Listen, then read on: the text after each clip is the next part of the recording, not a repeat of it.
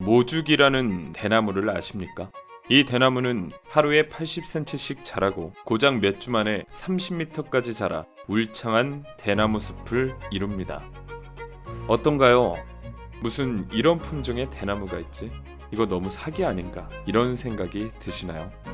하지만 이 모죽이라는 대나무에는 한 가지 비밀이 있습니다.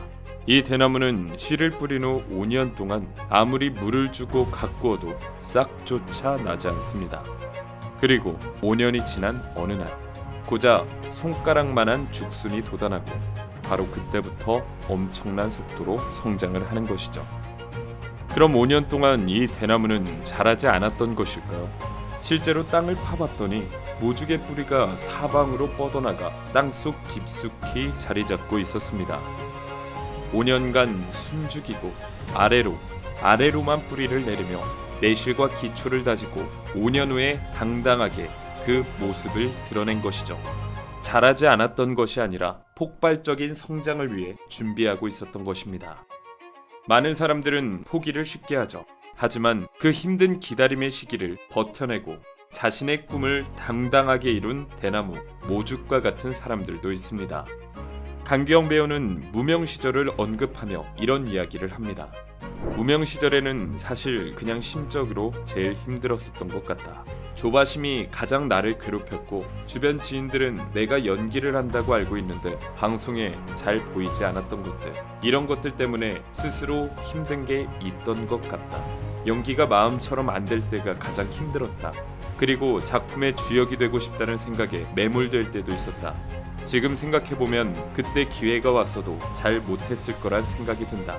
조바심도 내며 스스로 괴롭히던 시간이라고 말했습니다. 심지어는 공황장애까지 겪었다고 하며 맨날 한숨만 쉬다 보니 과호흡이 왔고 과호흡 때문에 협심증까지 왔다. 여러 시행착오를 겪었다. 성형을 제안하는 소속사 매니저도 있었고 사기 같은 것도 경험했다. 상처를 많이 받다 보니 속을 바에는 내가 속이자, 독해지자라고 생각이 들었다. 지금은 가족, 이전에는 열등감이 원동력이었다. 동료 배우들이 스타가 되는 걸 지켜보며 말로는 축하한다고 했지만 마음 깊숙한 곳에서는 칼을 갈았다. 질투가 아니라 나도 더 잘하고 싶다는 마음. 언젠가 알아주는 날이 올 거고 그 기회를 놓치지 않고 싶다는 마음이었다라고 덧붙였죠. 누군가는 강기영 배우는 이상한 변호사 우영우를 통해 그냥 한 번에 뜬 배우라고 생각할지 모릅니다. 또 누군가는 그 결과물만 보고 부러워할지도 모르죠. 하지만 그 힘든 시기에 수많은 고민 속에서 그냥 그랬더라면 드라마 속 정명석이라는 캐릭터는 있었을까요?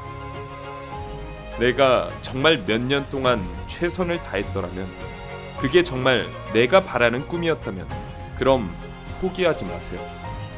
당신이 포기했던 그 순간이 폭발적인 성장을 하기 직전이었을지도 모릅니다. 모죽처럼, 그리고 강기영이 버텼던 것처럼.